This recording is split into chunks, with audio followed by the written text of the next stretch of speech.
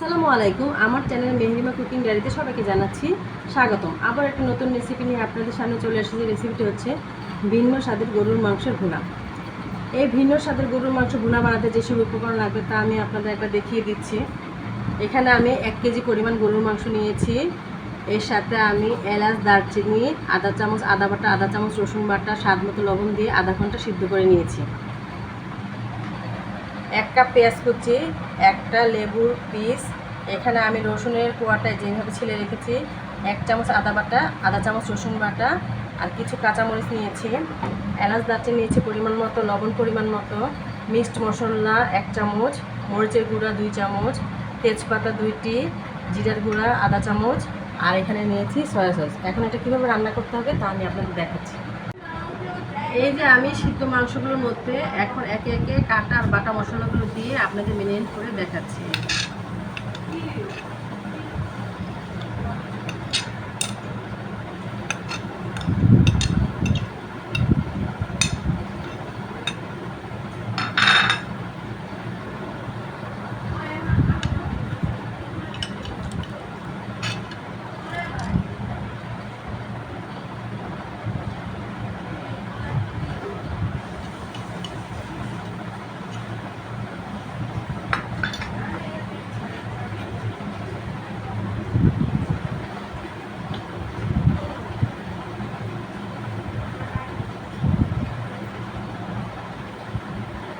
এভাবে আমি আধা ঘন্টা মেরিনেট করে রাখবো, মিক্সড করে আপনাদের দেখাবো।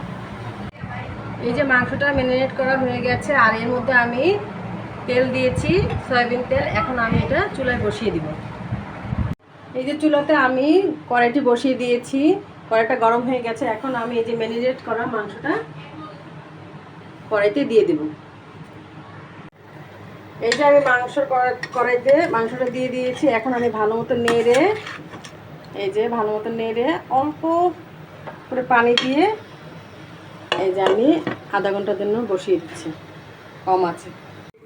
এই যে আধা ঘন্টার পরে আপনি ঢাকাটা উঠিয়ে দেখছি, হ্যাঁ তেলের উপরে উঠে এসেছে। এই যে আমি একটু নেড়ে দেখাচ্ছি আপনাদের, দেখেন।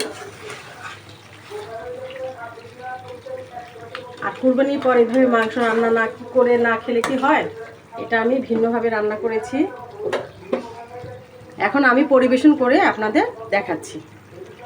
রান্না করে ফেললাম ভিন্ন স্বাদের গরুর মাংসের ভুনা। এটা খেতে বেশ ভালো লাগে। এটা ভাত, রুটি, সাদা পোলাওর সাথে খাওয়া যায়। আমার মতো এভাবে আপনারা রান্না করে খাবেন। আমার এই চ্যানেলের ভিডিওটি যদি ভালো লেগে থাকে অবশ্যই লাইক, কমেন্ট, শেয়ার করবেন। আমার চ্যানেলটিকে সাবস্ক্রাইব করবেন, আমার পেজটিকে ফলো দেবেন। আল্লাহ হাফেজ।